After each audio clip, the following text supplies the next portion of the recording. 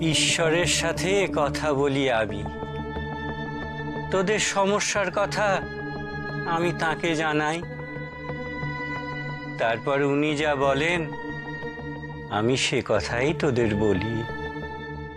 তোমরা নিজেরাই তো দেখেছো মহারাজ সাক্ষাৎ বাকসিদ্ধ। ওনার সব কথা অক্ষরে অক্ষরে মিলে যায়। মহারাজ যে ঈশ্বরেরই আর এক রূপ। জয় মহারাজের জয়, জয় জাদীশ্বর বাবার জয়। কার নামে জল তুলে দিচ্ছ তোমরা?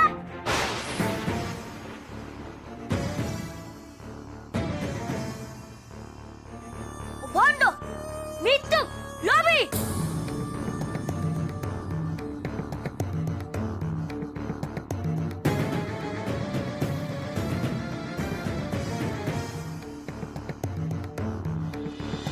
লোকনাথ, লোকনাথ, চোখ খোল বাবা। লোকনাথ, কি যে করি, মনে গিয়ে একটু ঔষধি গাছ খুঁজবো, তারও তো উপায় নেই। ছেলেটাকে একলা ফেলে যাই কি করে? বেনিটাও মাথা গরম করে চলে গেল। ওইটুকু ছেলে ও কি পারে বড় বড় মানুষের সঙ্গে লড়তে? মহা বিপদে পড়লাম। লোকনাথ, চোখ খোল বাবা। লোকনাথ, জ্বরের তারসে গুলবকাও বন্ধ হয়ে গেছে। বিদেশ বিভুঁয়ে বাচ্চা দুটোকে নিয়ে বড় বিপদে পড়লাম। লোকনাথ এদিকে, ওদিকে বেনি। এত যে দুশ্চিন্তা হচ্ছে, কি করি?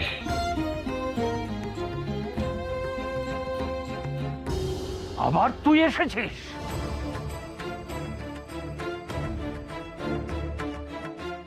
এই, ওকে কে ঢুকতে দিয়েছে এখানে? তোরা ওকে আটকাসনি কেন? কি করব, ও তো আমাদের কথাই শুনলো না। ওকে এক্ষুনি বার করে দে এখান থেকে। চল চল চল এখান থেকে।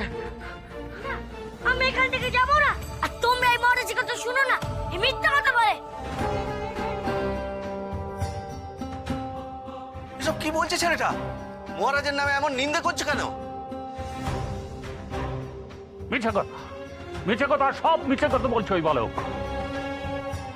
এই এই, তোর এত সাহস হয় কি করে রে? তুই আমাদের মহারাজকে ভণ্ড বলিস? কেন বলবো না? ঠিকই তো বলেছি। ও ঠকিয়েছে লোকনাথকে, মিথ্যা কথা বলেছে। ওর কথা লোকটা জলে নেমে শিব সম্মুখে ডাকছিল, কিন্তু দিন রাত জলে দাঁড়িয়ে শিব সম্মুখে দেখে আগের জন্মের কথা তো জানতে পারেনি। উল্টে ওর প্রচন্ড অসুখ হয়েছে। মহারাজের কথা শুনেই তো লোকনাথের এই অবস্থা। ভগবান তাকে আশীর্বাদ করেনি, তাই সে কিছু জানতে পারিনি। এরা সবাই মিথ্যুক, এদের কথা শুনো না। মহারাজের কোনো ক্ষমতা নেই ভূত ভবিষ্যৎ বলে দেওয়ার, কিচ্ছু জানে না। খবরদার, আমাদের মহারাজের নামে যদি আর একটা কথা বলিস তাহলে খুব খারাপ হয়ে যাবে। জানিস আমাদের মহারাজের কত ক্ষমতা? ঠিক আছে, ও যদি এতই ক্ষমতা থাকে তাহলে বলো লোকনাথকে ভালো করে দিতে, ও যা সারি দিতে। দেখো দেখো, তোমরা নিজেরাই দেখো, তোমাদের গায়ে ঢুকে এই ভিনদেশী বালক আর তার গুরুদেব আমাদের মহারাজকে কেমন দোষারোপ করছে। এই মাত্র তো তোমরা নিজেরাই বললে মহারাজের কথা কেমন মিলে যায়। এরপরেও কি করে এই ছেলেটা মহারাজকে মিথ্যাবাদী বলতে পারে? তাই তো, এই ছেলের কথার সাথে আমাদের অভিজ্ঞতা তো কোনোই মিল নেই। মহারাজ আমাদের বেলায় যা বলেন সবসময় তো ফলে যায়। তবে তবে তোমরাই বলো কে ঠিক আর কে ভুল। ওরা এই গাঁয়ের শান্তি বিঘ্নিত করেছে, আমার আশ্রমের শান্তি বিঘ্নিত করেছে। ওরা যদি এই গাঁয়ে থাকে তাহলে কিন্তু আমি চলে যাব। তোদের ভালো মন্দের ভার আর আমি নেব না। না না মহারাজ, আপনি ও কথা বলবেন না। আপনি কিচ্ছু চিন্তা করবেন না মহারাজ, আমরা সবাই মিলে ওদের গ্রাম থেকে তাড়াবো। এই ছেলে বাকি দুই সঙ্গী নদীর পাড়েই আছে। তোমরা ভুল বলছো, মহারাজ তোমাদের ঠকাচ্ছে। এই চুপ কর। আজ তোদের গাঁ থেকে বার করেই তবে ছাড়বো। এই চলো চলো তোমরা, চলো চলো চলো তোমরা ওখানে গিয়ে ওদের মজা দেখাবো। চলো চল চল চল চল চল।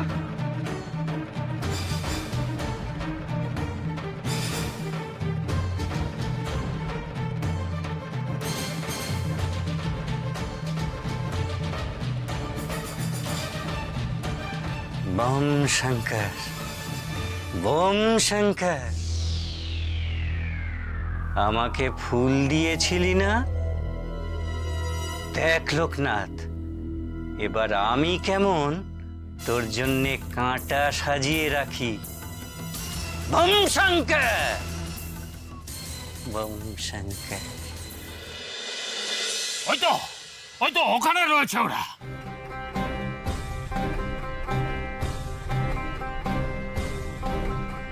লোকনাথ, লোকনাথ, ওই তো ওই ওই আমাদের গুরুদেবের শত্রুরা। গুরুদেব শুনলো না, শুনলো না আমার কথা।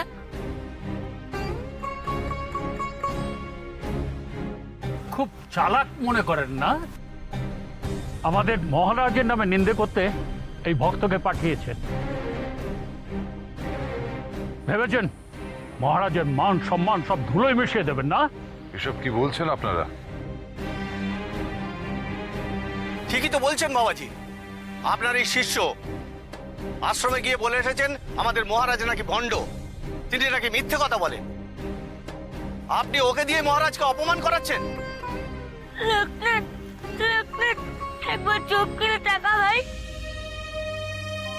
দেখো না তোমরা আমার বন্ধুর কি হয়েছে। ও তো জ্বরে একেবারে জ্ঞান হারিয়ে ফেলেছে। তোমরা তোমাদের মহারাজকে বলো না ওকে সুস্থ করে দিতে।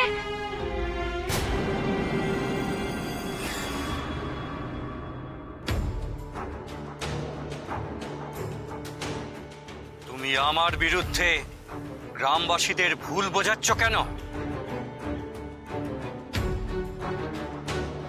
না, আমি নয়, আপনি ওদের ভুল বোঝাচ্ছেন। এই হরি, তুমি বলো তো মহারাজের কোন কথাটা মেলেনি? কে বললো মেলেনি? সবই তো মিলেছে। উনি বলেছিলেন আমার ছেলের ঘরে ছেলে জন্মাবে আর তার 6টা আঙ্গুল থাকবে, তাই হয়েছে। তোমার পায়ে তো 6টা আঙুল, তোমার ছেলেরও কি তাই? হ্যাঁ, আমার ছেলেরও তাই। তবে এটা তো তোমাদের বংশের বৈশিষ্ট্য, তোমার নাতিরও তাই হয়েছে। বারে তাই বললে মানবো কেন? আমার জমিতে ফসল হচ্ছিল না বলে উনি বললেন হালের বলদ বদলাতে। আমি মহারাজের কথা শুনে যেই বলদ বদলালাম অমনি ফসলে ক্ষেত ভরে গেল। তাহলে এটা কেমন করে হলো বলুন? এ তো অতি সাধারণ বিষয়। তোমার আগের বলদ বুড়ো হয়ে গেছিল হয়তো, নতুন বলদের কর্মক্ষমতা বেশি হওয়ায় সে ভালো করে জমি চষতে পেরেছে। জমির ওপরের অনুর্বর মাটি খুঁড়ে সে নিচের উর্বর মাটি বের করে এনেছে, তাই সেই মাটিতে ফসল ভালো হয়েছে। এতে তোমাদের মহারাজের কোনো ভূমিকা নেই। উনি যেভাবে সব কথা মেলান সে তো সাধারণ বুদ্ধি থেকেই বলা যায়। আর ওনার কথা যদি সত্য হবে তাহলে আমার শিষ্যের এই হাল হলো কেন? আপনি লোকনাথকে বলেছিলেন জলে নেমে শিবশম্ভুকে ডাকতে। আপনি যদি ঈশ্বরের সঙ্গে কথা বলতেই পারেন তাহলে লোকনাথের পূর্বজন্মের কথা আপনি বলে দেননি কেন?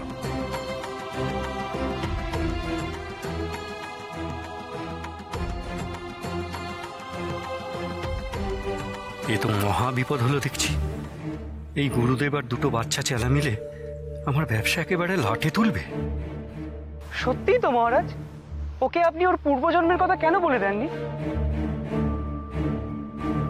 আপনি তো ত্রিকালজ্ঞ। বটে, একটা ভিন গায়ের লোকের কথায় তোরা আমার প্রতি সংশয় প্রকাশ করিস। জানিস এরা ভেকধারী সন্ন্যাসী। ঠিক বলেছেন মহারাজ। ওদের প্রথম দেখেই আমার মনে হয়েছিল মতলব ভালো নয়। ওদের প্রথম দর্শনে আমি বুঝে গিয়েছিলাম যে বদ উদ্দেশ্যে ওরা এই গাঁয়ে প্রবেশ করেছে। ওরা আমার নামে তোদের ভুল বুঝিয়ে নিজের লোক ঠকানো ব্যবসা ফাঁদতে চায়। তোরা যদি ওর কথায় আমাকে ভুল বুঝে আমাকে অবিশ্বাস করিস, তাহলে ভগবান তোদের ক্ষমা করবেন না, ব্রহ্মশাপ লাগবে তোদের। এ আপনি কি বলছেন মহারাজ? হ্যাঁ হ্যাঁ, তোমরা ঈশ্বরের আসল ভক্তকে অবিশ্বাস করে ঈশ্বরকেই অপমান করছো। এটা করলে দাম ছাড়কার হয়ে যাবে, কেউ বাঁচবে না তোমরা। এই ভিনদেশীদের জন্য যদি আমাদের ঈশ্বর ক্ষুব্ধ হন, তাহলে তো আমাদের সর্বনাশ হবে। না না, আমরা স্ত্রী পুত্র নিয়ে বসবাস করি, তাদের যদি কিছু হয়ে যায়, আপনারা আপনারা এখান থেকে চলে যান, আমাদের রেহাই দিন।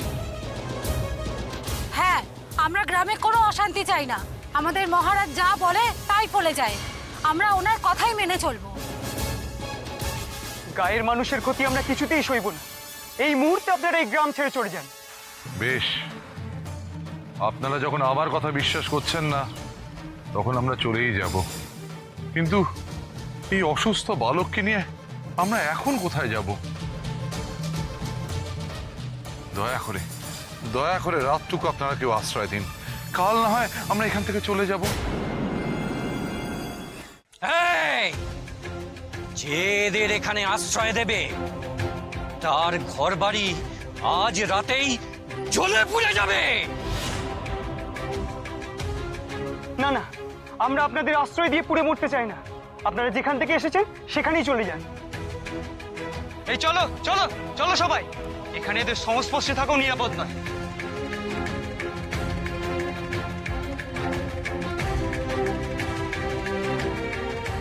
আমার পায়ে পা দেবার কি ফল তা দেখলে তো। যাও যাও, এবার শিষ্যদের নিয়ে মানে মানে এই গ্রাম থেকে কেটে পড়ো।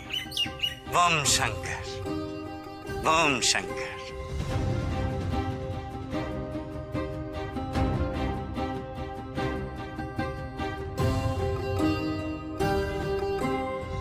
আমার গায়ে আবর্জনা ছড়ার ফল ভুগতে হবে না। এবার থাকুন আপনার এই জ্বর গায়ের শিষ্যকে নিয়ে খোলা আকাশের নিচে সারা রাত পড়ে। সকালের আলো আর দেখতে হবে না।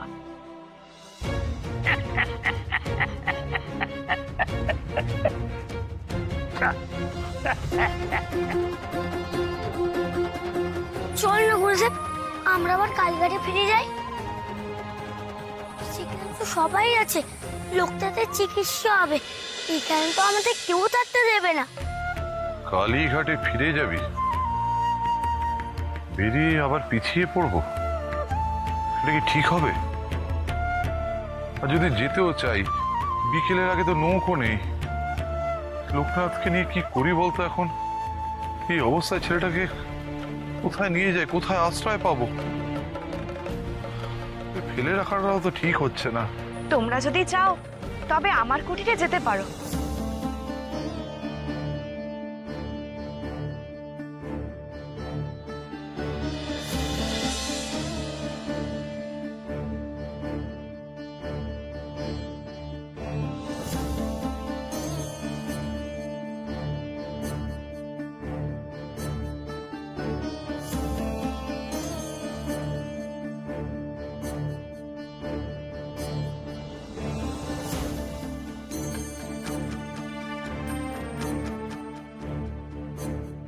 এ তো সার নেই মনে হচ্ছে।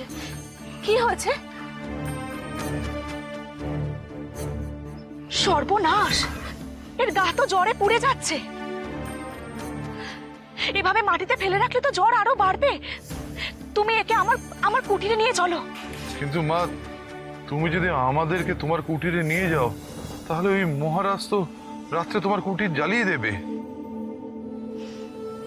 বুঝেছি, এমন করে আপনাদের ভয় দেখিয়েছে বুঝি। সন্ন্যাসী ঠাকুর, আপনি আপনি এখানে এভাবে দাঁড়িয়ে থাকবেন না, আপনার শিষ্যদের নিয়ে আমার কুটিরে চলুন।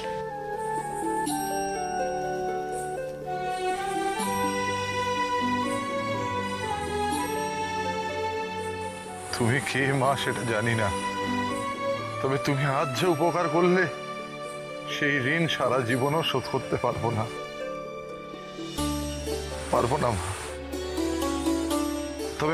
তবে মা আমার শিষ্য সুস্থ হলেই আমরা চলে যাব, তুমি চিন্তা করো না মা।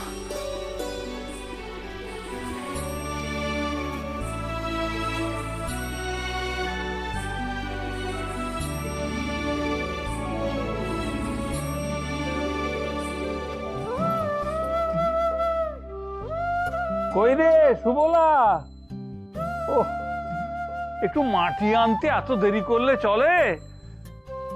আমাকে তো মূর্তিগুলো সব বেচতে বেরোতে হবে, আর দেরি করিস নে মা। আয় আয়, কোথায়? ওহ না, আমাকেই দেখতে যেতে হবে। এসো এসো গো তোমরা, এসো এদিকে এসো, এসো না।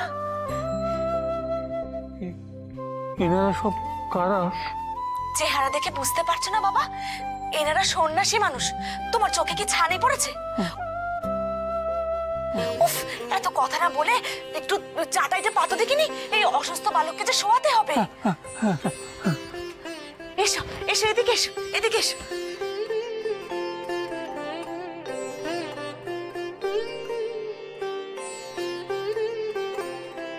দিন এখানে শুয়ে দিন।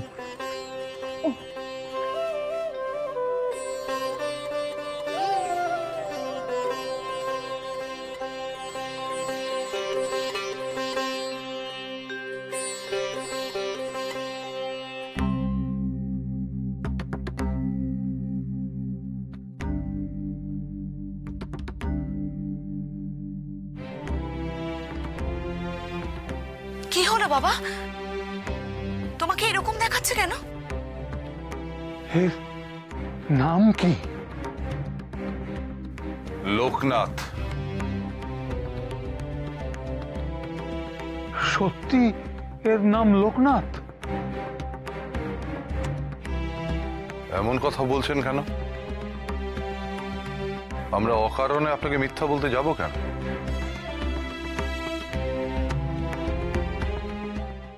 না না, অপরাধ নেবেন না ঠাকুর, আমি সে কথা বলিনি। আসলে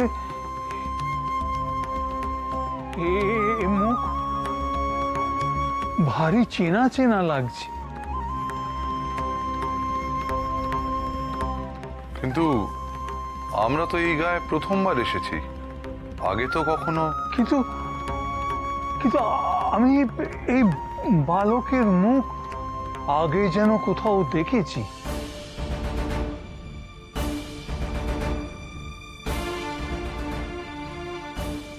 সেই একই চোখ, একই মুখ,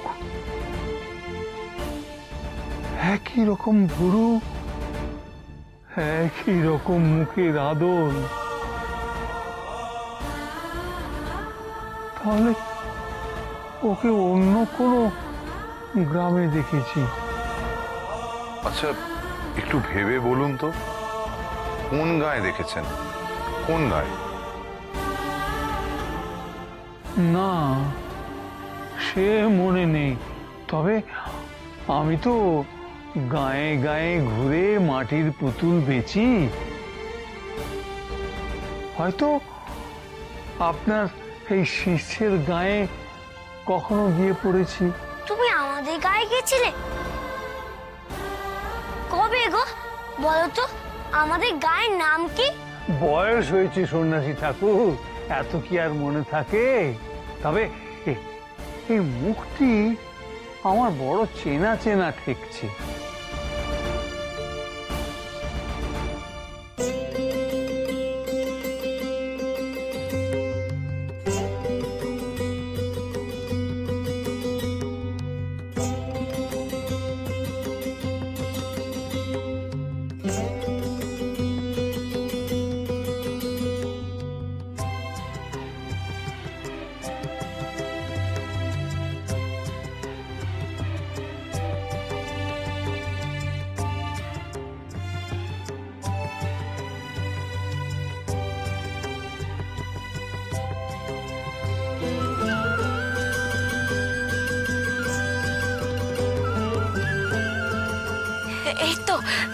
এই তো তোমার শিষ্যের জ্ঞান ফিরছে।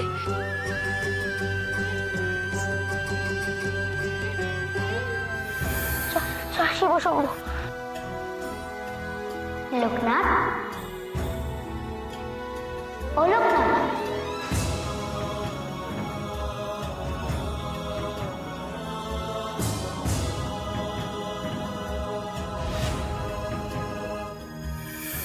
তুমি কে?